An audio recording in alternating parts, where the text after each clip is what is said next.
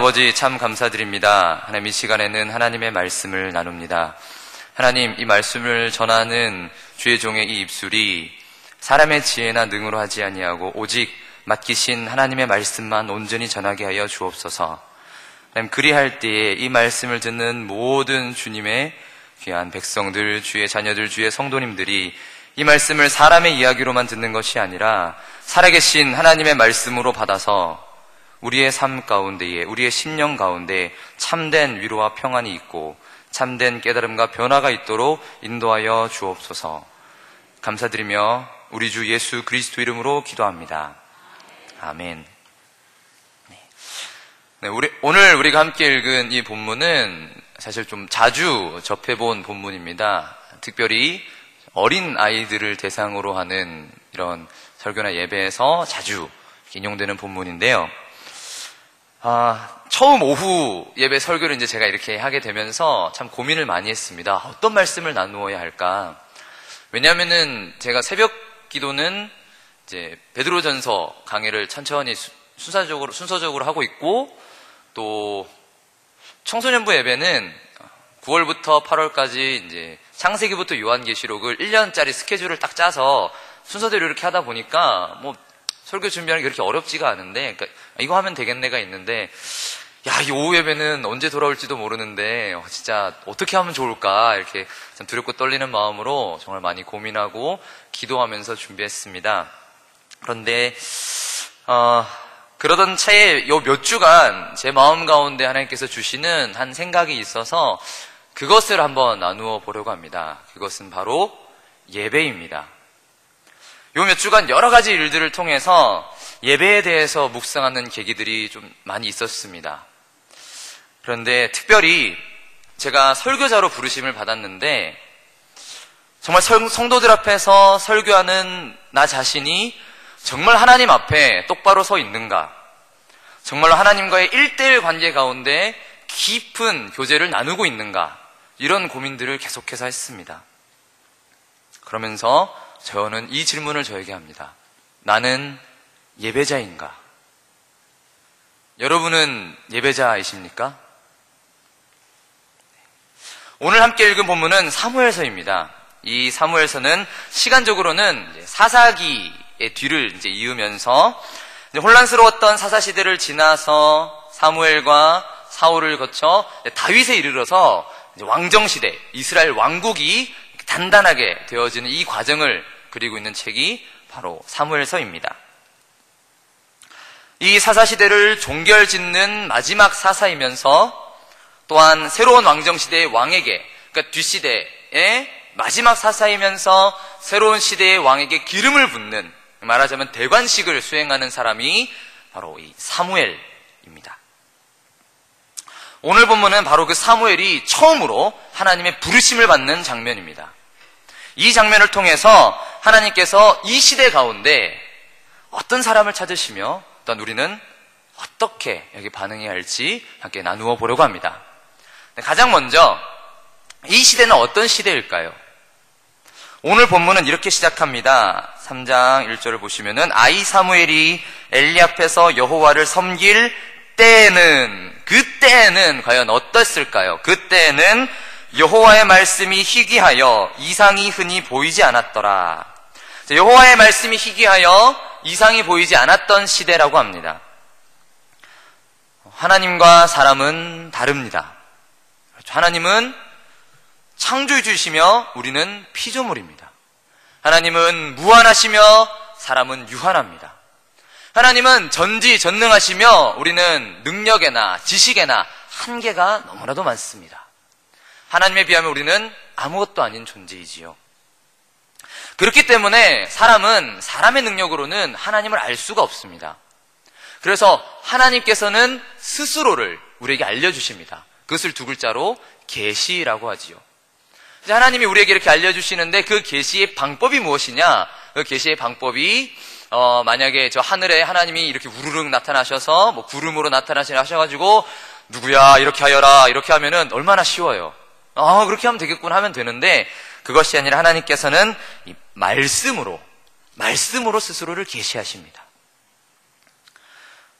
그랬는데 이 이제 성경이, 지금은 우리가 이 성경을 들고 있지만 이 성경이 이제 다 완성되지 않았을 때에는 하나님께서 이제 선지자를 통하여, 그 선지자의 이상을 통하여, 영어로 비전이라고 하죠. 이 비전을 통하여 하나님께서 그 스스로를 드러내시는데요. 바로 이 시대는 그 이상이 보이지 않아서, 하나님의 말씀이 희귀하고 이상이 보이지 않아 하나님의 뜻을 인간이 도무지 알 수 없었던 시대입니다. 그럼 지금은 어떻습니까? 지금은 우리에게 주어진 이 66권의 성경, 이 책이 바로 하나님의 말씀입니다. 또한 말씀이 육신이 되어 우리 가운데 거하셨던 바로 그분 예수 그리스도께서 우리에게 보여주신 하나님이십니다. 하나님께서는 이 말씀과 또 말씀이 육신이 되신 예수 그리스도를 통하여 우리에게 온전히 자신을 보여주셨습니다. 그래서 지금은 굳이 이상을 찾으려고 노력 안 하셔도 됩니다. 나는 왜 이렇게 아무것도 안 보이나? 괜찮습니다. 여기서 하나님 말씀을 구하시면 됩니다. 네, 중요한 것은 이 시대에는 바로 그 말씀이 희귀했다는 것입니다. 말씀이 희귀하고 이상이 보이지 않아서 도대체 하나님의 뜻이 어디 있을까 알 수 없었던 시대입니다. 또한 이때가 어떤 때였는지, 이 시대가 어떤 시대였는지 알려주는 구절이 있습니다. 바로 그 앞 시대인 사사기, 바로 앞에 이어지는 사사기의 마지막 구절이지요. 21장 25절인데요. 네, 찾으실 수 있는 분은 찾으시고 아니면은 외우실 수 있는 분은 외우시면 좋겠습니다. 사사기의 중심 구절이죠. 이것만 외우시면 사사기는 끝입니다. 끝은 아니지만 어쨌든 이게 이렇게 알 수가 있습니다. 사사기 21장 25절입니다. 네, 혹시 찾으셨으면 한번 같이 읽어보겠습니다.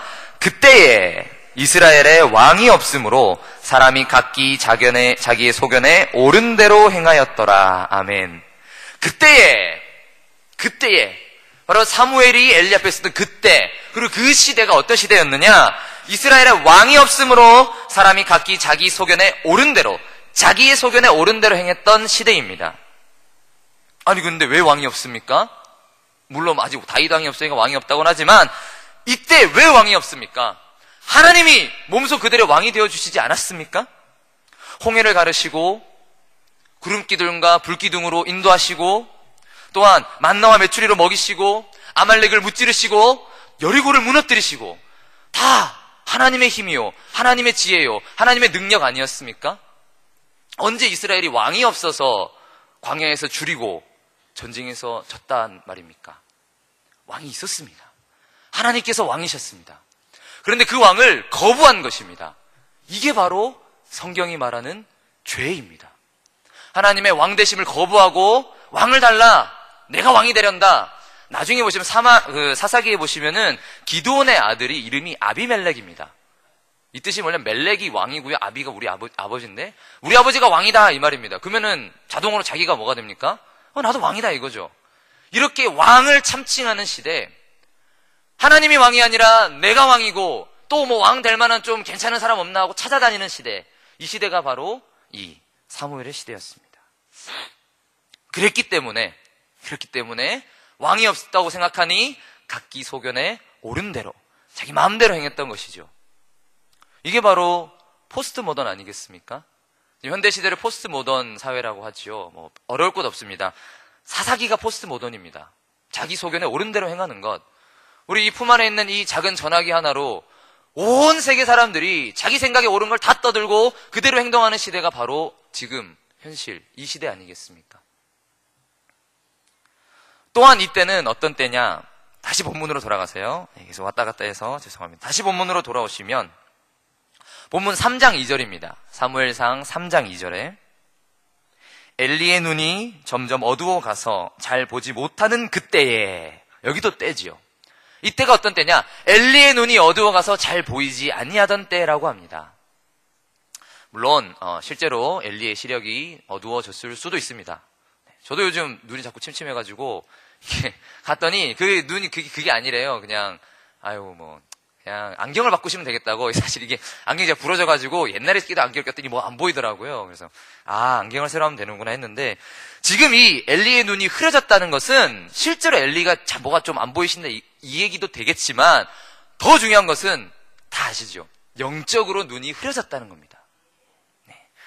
이 이스라엘의 영적 지도자인, 그것도 그냥 제사장도 아니고 대제사장, 이스라엘 전체를 대표하는 대제사장인 엘리의 눈이 흐려졌습니다. 뭐 안 보여요. 안 보였더니 어떤 일이 일어나느냐? 그 아들들도 제사장이었습니다. 마치 이렇게 상상하시면 좋습니다. 뭐 예를 들어 이스라엘 전체, 그러니까 담임 큰 목사님 어떤 계시는데 그 목사님 아들도 목사님인 거예요.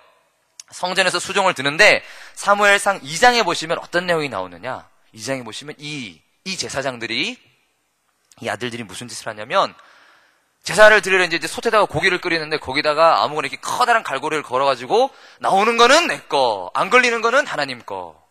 뭐 어떤 상황인지 아시겠죠? 큰 덩이는 자기가 먹고 밑에 나면 쪼무레기는 하나님 드리고, 이런 짓을 하고 있습니다.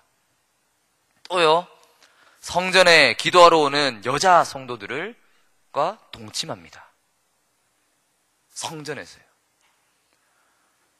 요즘식으로 하면 담임 목사님이 살아계신데 담임 목사의 눈이 흐려지니까 이 밑에 아들 목사들이, 부목사들이 헌금을 횡령하고 여성도들과 여집사님들과 불륜하고 있는 겁니다. 이 일이 버젓이 성전 안에서 이루어지고 있습니다. 나중에 엘리가 혼을 내요, 알고. 혼을 내도 말도 안 듣습니다. 이 아들들이. 그래서 이것을 두고 성경은 이렇게 말합니다. 사무엘상 2장 17절에 이 소년들의 죄가 여호와 앞에 심히 크면 그들이 여호와의 제사를 멸시함이었더라. 멸시함이었더라. 여러분, 이 구약시대에는 죄를 지으면 어떻게 해결해야 합니까? 제사를 지내야 합니다. 그런데 그 제사를 멸시하면 죄를 용서받을 길이 없습니다. 구약의 제사는 우리 신약의 예수 그리스도를 예표합니다. 우리 예수 그리스도의 십자가와 부활은, 십자가 사건은 단번에 드려진 최종적인 제사입니다. 그런데 만일 우리가 예수 그리스도를 만일 멸시한다면, 나의 모든 죄를 대속하신 예수 그리스도를 만홀히 여기고 그분과의 깊은 교제를 무시한다면, 그것보다 내 삶이 더 중요하고 예수님은 단지 어떤 수단이 되어 있다면, 이 자들과 다를 바가 없는 것입니다. 바로 이 시대는 이렇게 영적으로 너무나도 어두운 캄캄한 칠흑과 같은 그런 밤과 같은 시대였습니다. 그러나 이렇게 칠흑같이 어두운 이 시대에 이 대제사장 엘리도 자기 집에 가서 자기 처소에 들어가 잠이나 자고 있는 이런 시대에 3절을 보시기 바랍니다. 3절을 보시죠. 하나님의 등불은 아직 꺼지지 아니하였으며, 하나님의 등불은 아직 꺼지지 아니하였으며, 하나님의 등불은 아직 꺼지지 아니하였으며, 하나님의 등불은 아직 꺼지지 아니하였다고 합니다. 하나님의 등불은 뭐냐면은 이 성소 안에 켜놓는 등불이었습니다. 아시죠? 이렇게 금 촛대가 있고 해가 지면 거기에 불을 켜고 해가 뜨면 불을 끕니다. 마치 우리 이 등불처럼 켜놓는 불입니다. 그렇기 때문에 지금 하나님의 등불이 아직 켜져 있다는 것은 아직은 새벽이다, 아직 해가 뜨지 않은 깊은 밤이다, 이 정도가 되겠습니다. 그러나 우리가 앞서서 엘리의 경우에도 봤듯이 이 말은 단순히 시간이 새벽이다 이 얘기하려고 써놓은 게 아닙니다. 성경에 쓰여져 있는 이 글들은 단 하나도 그냥 심심풀이로 써놓은 게 아닙니다. 하나님께서 우리에게 말씀하십니다. 하나님의 등불은 아직 꺼지지 아니하였으며, 이것은 이 시간이 새벽임을 말함과 동시에 아직 이 어두컴컴한 시대 가운데 하나님의 희망이 아직 타오르고 있다는 것입니다. 아직 하나님의 등불은 꺼지지 아니하였습니다. 우리 눈으로 보기에는 엉망진창인 것 같고, 우리 눈으로 보기에는 다 썩어 빠진 것 같고, 우리 눈으로 보기에는 다 죽어 있는 것 같은 이 컴컴한 시대에 아직 하나님의 희망이 타오르고 있습니다. 왜일까요? 왜일까요? 뒤에 바로 나옵니다. 왜냐? 사무엘은 하나님의 궤 있는 여호와의 전 안에 누웠더니, 이 대제사장도 자기 처소에서 가서 잠을 자고 있는 이때에 하나의 사무엘이 하나님의 궤가 있는 여호와의 전 안에서 잠을 자고 있다고 합니다. 하나님의 궤는 잘 아시는 이 언약궤를 말하는 것입니다. 그리고 언약궤가 있는 곳은 잘 아시는 것처럼 지성소이지요. 근데 이 지성소는 아무나 들어가면 안 되는 곳입니다. 이 지성소는 1년에 딱 한 번, 또 대제사장 한 사람만 들어갈 수 있는 곳입니다. 그마저도 대제사장도 들어갔는데 해결하지 못한 죄가 있었다. 그러면 그 자리에서 하나님 앞에서 죽고야만 하는, 죽기 때문에 이렇게 끈으로 잡아가지고 끌어당겨야 나올 수 있는 그런 곳이 바로 지성소입니다. 그런데 이 지성소에서 사무엘이 자고 있답니다. 아무래도 사무엘이 실제로 거기서 자고 있지는 않았을 것 같습니다. 아무래도 이 지성소가 그렇게 막 좀 되진 않았겠죠. 하지만 이건 역시 무엇을 말하는 거겠습니까? 성경이 뭐 거짓말 하겠습니까? 아니요. 하나님의 궤가 있는 여호와의 전안에 사무엘이 누워 있었다라는 것은 그만큼 사무엘이 여호와를 사모하고 있다는 것입니다. 엘리의 아들들이 그렇게 제사를 멸시하고 성전을 더럽히고 하나님의 이름을 욕보이고 있는 바로 그때에 이 하나의 사무엘 나이가 몇 살인지는 알 수 없지만 저선 아이라고 하고 있지요. 이 아이 사무엘은 하나님을 사모해서 하나님의 전에 그 언약궤 가까이에 자기의 처소를 두고 있습니다. 언약궤 안에는 무엇이 있습니까? 3가지가 있었다가 약탈당한 뒤에는 하나만 남았는데요. 그 3가지는 십계명이 새겨진 돌판과 만나를 담은 항아리와 아론의 쌍난 지팡이, 죽은 지팡이가 막 싹이 났어요. 이 3가지를 넣어놓은 것이 언약궤입니다. 이 언약궤가 우리에게 상징하는 것이 무엇이겠습니까? 바로 이 하나님의 말씀입니다. 하나님의 말씀은 곧 하나님의 임재를 상징합니다. 그곳이 하나님이 계시는 곳입니다. 이곳에 하나님이 계십니다. 사무엘은 대제사장도 자기 처소에서 가서 잠을 자고 있는데 이 아이 사무엘은 자기 처소 있었겠죠. 왜 없었겠습니까? 하지만 이 하나님 언약궤가 있는 그곳에 자기의 처소를 두고 잠을 자고 있었습니다. 그렇게 사무엘은 하나님을 사모하고 있었고 말씀을 사모하고 있었고 하나님과의 깊은 교제를 그 교제 가운데에 있었습니다. 바로 그랬기 때문에 대제사장도 영적으로 흐려져 있고 대제사장이 그러면 뭐 아랫사람은 어떻겠습니까? 다 그냥 엉망진창인 이 사회 가운데 얼마나 엉망진창인지는 사사기를 보시면 잘 아십니다. 집단 성폭행에 이렇게 토막살인에 지금 저희 여러분 9시 뉴스 트는 거랑 거의 비슷한 이야기들이 이 사사기에 그대로 나옵니다. 그런 이 어두운 시대에 하나님을 사모하여서 하나님의 말씀을 사모하고 하나님과의 깊은 교제를 사모하는 이 하나의 사무엘이 있기 때문에 하나님의 등불은, 하나님의 희망은 여전히 타오르고 있는 것입니다. 아멘. 그래서 그렇게 있는 사무엘에게 드디어 4절에 보시면은 이렇게 하나님께서 사무엘을 부르십니다.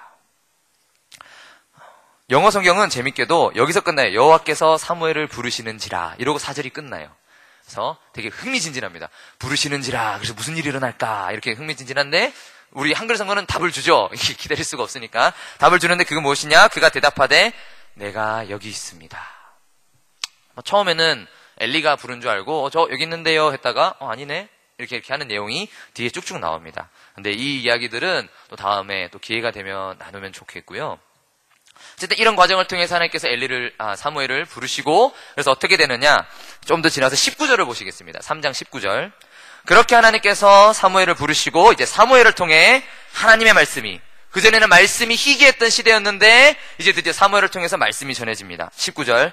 사무엘이 자라매 여호와께서 그와 함께 계셔서 그의 말이 하나도 땅에 떨어지지 않게 하시니 단에서부터 브엘세바까지, 이 말은 뭐냐면 우리 같으면 한라산에서 백두까지 이런 겁니다. 이스라엘의 가장 남쪽에서부터 북쪽이에요. 단에서부터 브엘세바까지의 온 이스라엘이 사무엘은 여호와의 선지자로 세우심을 입은 줄 알았더라. 그래서 21절 결론이지요. 여호와께서 실로에서 다시 나타나셨답니다. 여호와께서 실로에서 여호와의 말씀으로 사무엘에게 자기를 나타내시니라. 아멘. 이렇게 이 하나의 사무엘을 통해서 말씀이 희귀하고 이상이 없어서 사람이 각기 자기의 소견에 옳은 대로 행하다가 이제 이 사무엘을 통해서 다시 하나님의 말씀이 임하고 하나님이 자기를 나타내셔서 나중에 왕이 세워지는, 하나님 보시기에 합당했던 내 마음에 합한 자 다윗이 세워지는 결과를 나중에 보게 됩니다. 이 어둠의 시대 가운데에 하나님께서는 하나님을 사모하는 한 사람 사무엘을 부르셨습니다. 하나님께는 많은 사람이 필요한 게 아닙니다. 우리는 많은 사람이 필요하죠. 뭔가 일을 할 때 사람이 많았으면 좋겠습니다. 하지만 하나님께는 많은 사람이 필요 없습니다. 진정으로 하나님을 찾는 그 한 사람을 찾으십니다. 그 강도사님 생각 아니냐고요? 아니요. 성경이 증거합니다. 우리 창세기 6장 5절 한번 보실까요? 창세기 6장 5절. 찾으시기 힘드시면 굳이 안 찾으셔도 됩니다. 이게 다들 아시는 이야기이기 때문에. 하지만 우리가 눈으로 하나님의 말씀을 직접 보고 확인하는 것이 좋겠습니다. 창세기 6장 5절 8페이지, 굉장히 앞으로 가야 되죠. 네. 6장 5절을 보시면은 여기는 어느 때냐면은 이제 아담과 하와가 쫓겨나고 이제 아담과 또 가인이 아벨을 죽이고 그 이후에 이제 사람이 이제 쭉쭉 번성해서 이제 가득 찬 때입니다. 6장 1절 보시면 사람이 땅 위에 번성하기 시작할 때에 이제 번성한 거예요. 근데 번성했는데 어땠느냐? 번성해서 하나님을 기쁘시게 해드렸으면 좋았겠는데 아쉽게도 5절에 보시면 여호와께서 사람의 죄악이 세상에 가득함과 그의 마음으로 생각하는 모든 계획이 항상 악할 뿐임을 보시고 사람이 가득하자 죄악도 가득하게 되었습니다. 그래서 하나님이 어떻게 하시냐? 6절에 땅 위에 사람 지으셨음을 한탄하사 마음에 근심하시고 그리고 이르시되 내가 창조한 사람을 내가 지면에서 쓸어버리되 사람이 죄를 졌는데 애매한 가축과 기는 것들과 공중의 새까지 그리하리니 내가 그것들을 지었음을 한탄함이니라. 하나님께서 사람을 지으신 것과 또 이 사람의 죄 때문에 애꿎은 동식물들, 이 피조물들까지 다 쓸어버리시기로 작정하십니다. 그런데 이때 또한 8절 다 쓸어버리시기로 해놓고 그러나 노아는 여호와께 은혜를 입었더라. 여기 보시면 영어로 보시면은 그의 눈에 들었다 이렇게 돼 있어요. 참 눈에 들었다. 우리 그런 얘기 하죠. 뭐 눈을 맞는다? 눈 맞았다? 이런 표현들 좀 그렇지만 눈이 맞는 것처럼 하나님의 눈에 보시기에 노아는 마음에 들었던 거예요. 그래서 이 노아를 통해서 온 인류를 쓸어버리시면 노아를 통해서 다시 인류를 계속해서 지속시키십니다. 또 어떻습니까? 노아 이후에 사람들이 바벨탑을 쌓지요. 11장에 바벨탑 쌓고 또 엉망진창해서 하나님이 온 지면에 그들을 흩어버리십니다. 그러고 나서 또 한 사람을 찾으십니다. 아브라함이지요. 믿음의 조상이 되는 이 아브라함을 또 택하십니다. 또 어떻습니까? 이 아브라함의 자손들이 잘 가다가 또 이집트로 내려가서 애굽으로 내려가서 종살이 합니다. 37년 일제 생활도 아니고 400년이나 종살이를 합니다.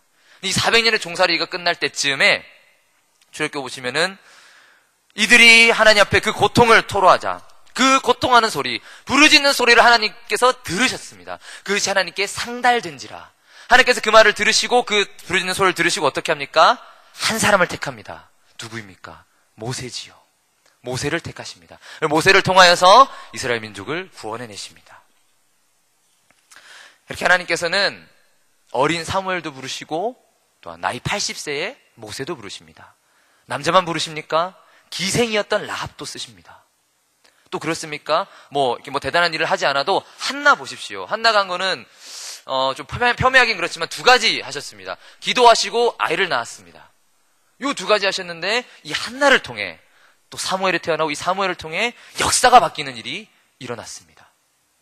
여러분, 사랑하는 성도 여러분, 혹시 나는 나이가 들어서 나는 여자니까 에이 내가 뭘 하겠어, 그냥 교회 다니다가 하늘나라 가면 그만이지. 아닙니다.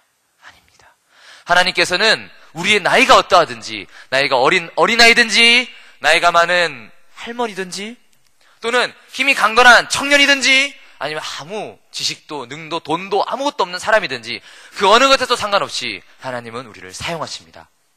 아멘. 그런데 어떤 사람을 사용하느냐? 하나님을 찾는 사람을, 하나님의 그 말씀을 사모하는 사람을, 하나님을 예배하는 사람을 찾으십니다. 아멘. 하나님께서 아까 모세를 통해서 출애굽하셨잖아요. 그 모세를 출애굽하실 때 왜 출애굽을 하느냐, 그 이유를 말씀하시는 구절이 있습니다. 왜 하느냐?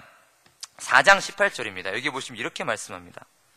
출애굽기 4장 18절에 너는 그들의 장로들과 함께 애굽 왕에게 이르기를 히브리 사람의 하나님 여호와께서 우리에게 임하셨은즉 우리가 우리 하나님 여호와께 제사를 드리려 하오니 사흘길쯤 광야로 가도록 허락하소서. 이렇게 얘기합니다. 이게 뭘까요? 하나님께서 이제 모세를 부릅니다. 이건 굳이 안 찾으셔도 모세를 불러가지고 이제 너를 보내서 구원하겠다. 그러니까 이제 모세가 아이고 제가 무슨 말을 하겠습니까? 제가 무슨 말을 하겠어? 하니까 하나님이 네가 해야 될 말을 내가 일러주마 하시면서 일러주신 말 중에 하나가 이것입니다. 너는 이스라엘 장로들과 함께 파라오한테 가서 그 애굽 왕 파라오에게 이르기를 히브리 사람의 하나님 여호와께서 우리에게 임하셨은즉 우리가 우리 하나님 여호와께 뭐 한다고요? 제사를 드리려 하오니 가게 하옵소서. 이렇게 얘기합니다. 왜 애굽을 떠나 광야로 갑니까? 하나님을 예배하기 위해서입니다.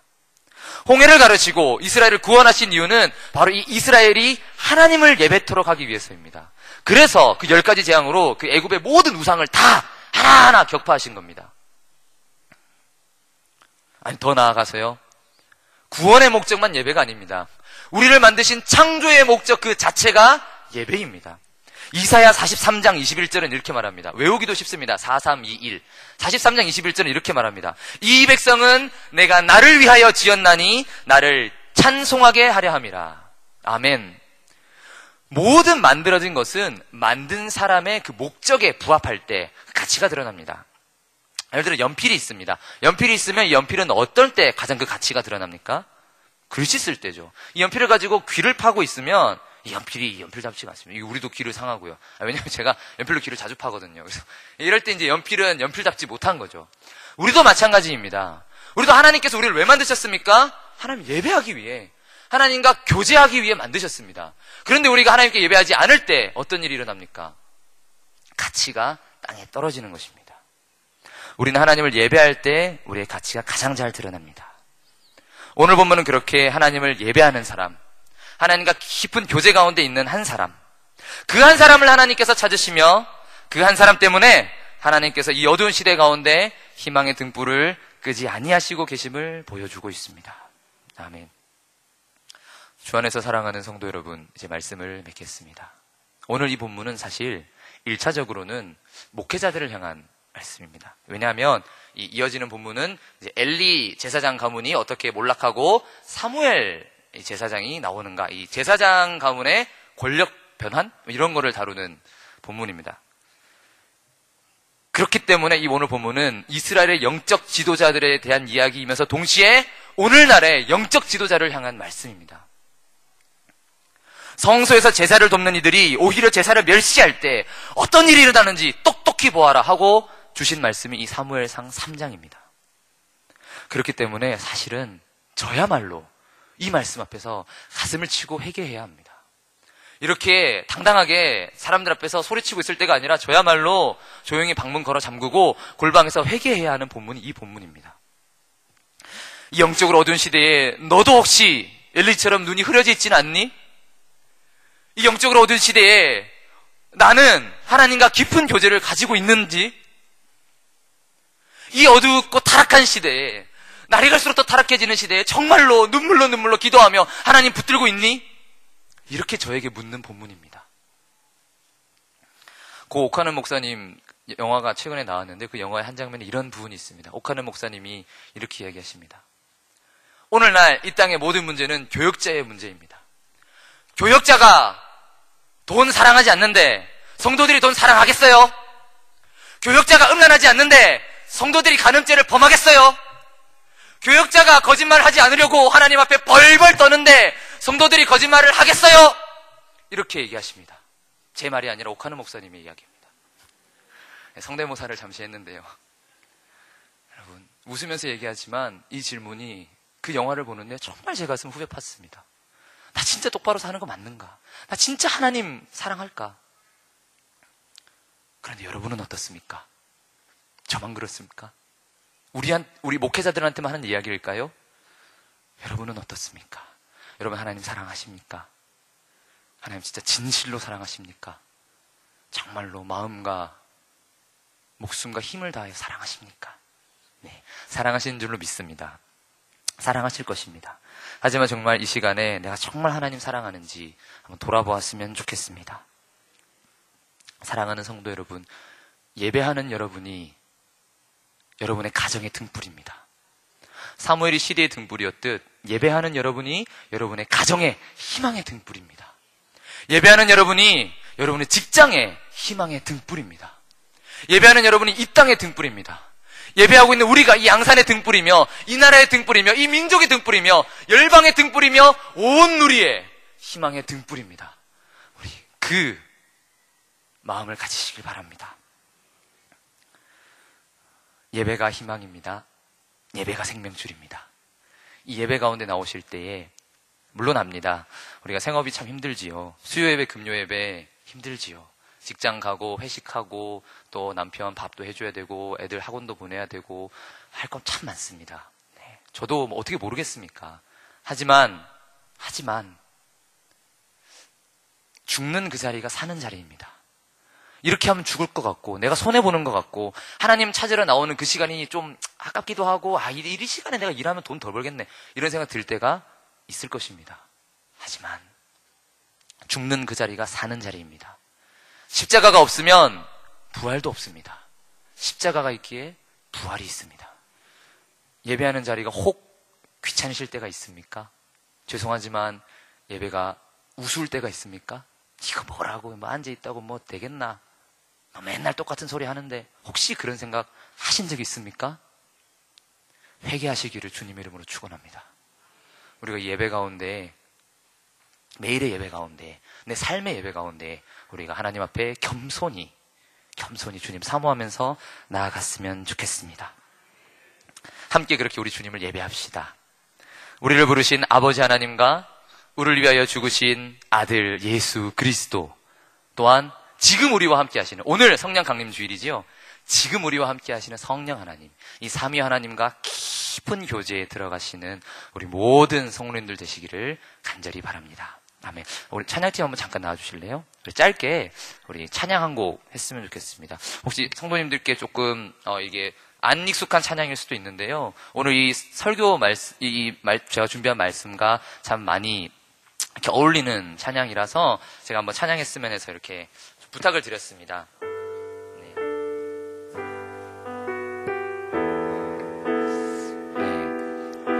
그렇게 어렵지는 않습니다. 가사를 우리 묵상하면서 함께 찬양했으면 좋겠습니다. 영원한 사귐에 나를 초대하시네 날 초대하시네 주님을